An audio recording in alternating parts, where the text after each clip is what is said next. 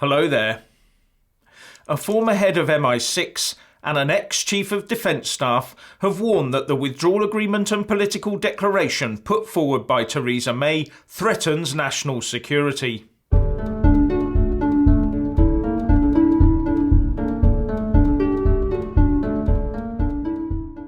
Now, before I get into the defence side of things, just a quick update on the withdrawal agreement itself. As yet, I've seen nothing of the promised government motion, but by the time you see this video, it may well have been published. But in the meantime, MPs are due to vote at about 5 p.m. today on whether or not they want the House to sit as a body tomorrow, the 29th of March. There is no debate on that issue as I understand it, it's just a straightforward vote. Now, if you are an MP who is against that withdrawal agreement, then why not vote to take the day off? Because if the House doesn't sit, then MPs can't vote on that deal. Could kill the wretched thing stone dead this afternoon. Ah well, we can but hope. Now, the former head of MI6, Sir Richard Dearlove, and the former Chief of Defence Staff, Lord Guthrie, wrote a letter earlier in the year to the chairs of the Conservative Party constituency associations saying that the Prime Minister's withdrawal proposals are a threat to national security. And in it they write, "Please ensure that your MP does not vote for this bad agreement." With the reasons being that it surrenders our forces and intelligence services to EU control and would damage our relationship with NATO and the other nations of the Five Eyes network, the US, Canada, New Zealand and Australia. And as the UK Defence Journal puts it, Five Eyes is the world's most complete and comprehensive intelligence alliance and is also widely regarded as the world's most significant intelligence alliance. That is not something that we should be putting at risk for the likes of Juncker, Tusk and Verhofstadt.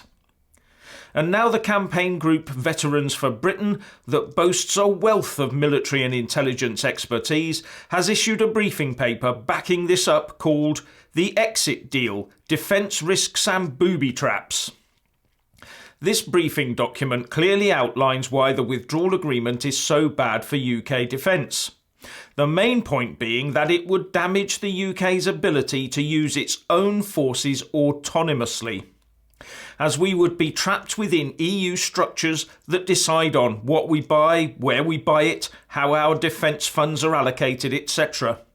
We would also be tied into the EU operational network, which would mean permanent integration of defence capabilities and control.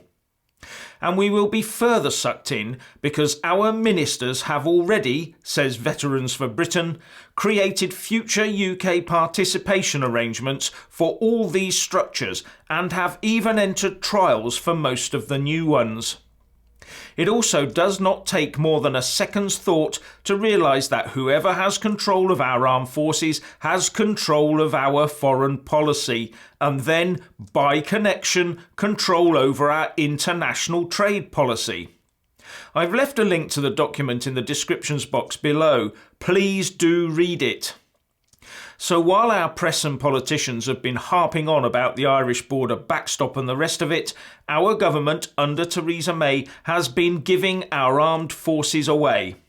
And why is there no real outcry in Parliament? Because the vast majority of them are Remainers and they want our armed forces controlled from Brussels, that's why. And many of them are actively hurrying it along right this minute. And ardent Remainers in the country at large are extremely comfortable with this. In fact, most of them would prefer we had virtually no defence forces anyway, as it would give them more money to give away. So it seems then that many of our elected representatives are not keen to have control of the nation's defence and security forces. In fact, many of them don't seem to want any real responsibility at all. They'd rather have it all run from Brussels. As one wit put it last year, I voted to leave the European Union so that our members of Parliament could once again run the country. But to my surprise, despite standing for election and taking the ministerial cars and pay, I find most of them do not really want the job of actually running the country. So please share and comment and Thank you for watching. Please do like and share this video, and also subscribe to my channel. And when subscribing, please do remember to press on the little bell next to the subscribe button. That way you'll get an alert every single time I put up a new video. Thank you very much for watching.